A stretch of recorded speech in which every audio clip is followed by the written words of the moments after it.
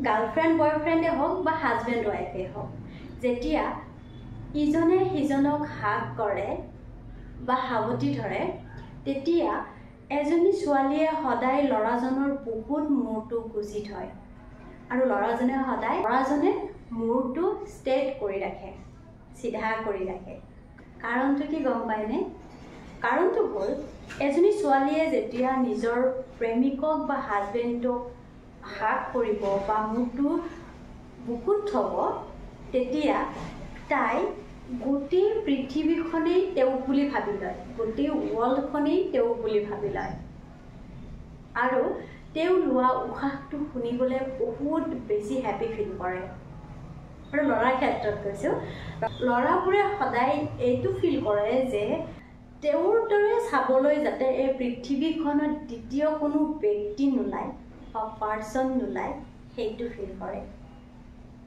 এই হাগ কৰাৰ কেইটামান বেনিফিটছ আছে Number 1, happiness feel कराए. Number 2, confidence level बढ़ी जाए. Number 3, stress कमी जाए. Number 4, positive feel कराए. Number 5, भय तो एक बारे नहीं क्या करे दिए. आशा करूँ मोर वीडियो टी साइड हाल पाइसे. আৰু আপোনালোকৰ বা তোমালোকৰ এটা লাইক বা এটা কমেন্টে মোৰ পৰৱৰ্তী ভিডিও বনোৱাত সহায় কৰে আশা কৰো লগত থাকিব থ্যাংক ইউ লাভ ইউ